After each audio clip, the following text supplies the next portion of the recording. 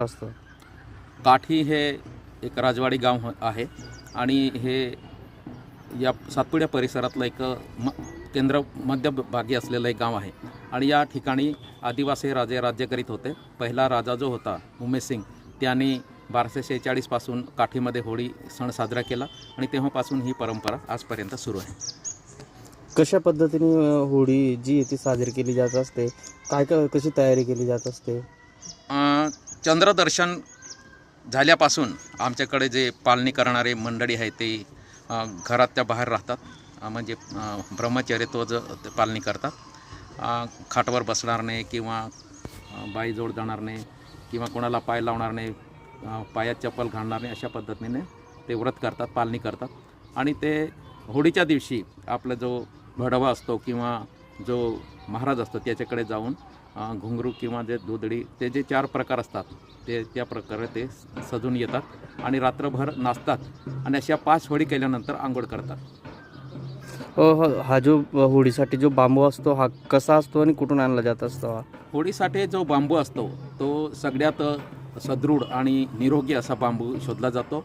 आणि आता काठीची जी होळी आहे ती गुजरातच्या जंगलामधून आणली जाते. 5-6 दिवसा अगोदर काठीमधून लोक जातात, 5-6 लोकांची टोळी असते आणि पूर्ण जंगल ते पिंजून काढतात. चांगला बांबू कुठे आहे त्याचे शोध करतात आणि जो चांगला बांबू आहे त्याला ते काठीपर्यंत घेऊन येतात. हे सण हे असतो की ती परंपरा होती की जुने जे काय एखाद्या गाय आजारी पडली, गोठा आजारी झाला, काय झालं किंवा आपले अन्न असेल, निसर्गाची पूजा सारखी अन्न असेल किंवा कुठला ते स्वतः आजारी झाला, मग त्याच्यात मानता ठेवत होते.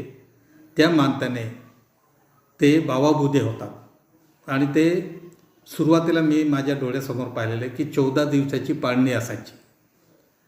आईचे दूध खाणाऱ्या बाळालासुद्धा कडेवर घेत नव्हते आणि खाटावर बसत नव्हते.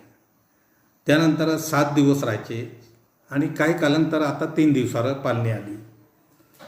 त्याच्यामुळे ह्या जो सण आहे इतके जशी विस्तवून पेटवतो होळीला, कोणी काय चूक केली असेल, कोणी तिवारामध्ये भांडले केले असेल, कोणाचं नाव घेतलं असेल, तर जशी आग पेटते विस्तव तशी पायाला आग असते. तेव्हा समजून घ्यायचे की नाही आपल्याला होळीसाठी आपण व्यवस्थित मानता केली असेल नाही किंवा आपण काहीतरी चूक केली असेल. म्हणून हा सण या आदिवासी पारंपरिक दुर्गम भागासाठी हा मुख्य सण ठरला गेलेला आहे. होळी ही जबरदस्त याच्यात आणि तिथे नारळ, गूळ, डाळ्या, खजूर आणि त्याच्या व्यतिरिक्त दुसरं काहीच नाही, गुलाल, सेंदूर वगैरे काही चालत नाही.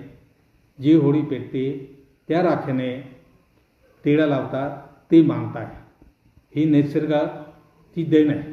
त्याच्यामुळे ही परंपरा ह्या लोकांनी कायम ठेवली.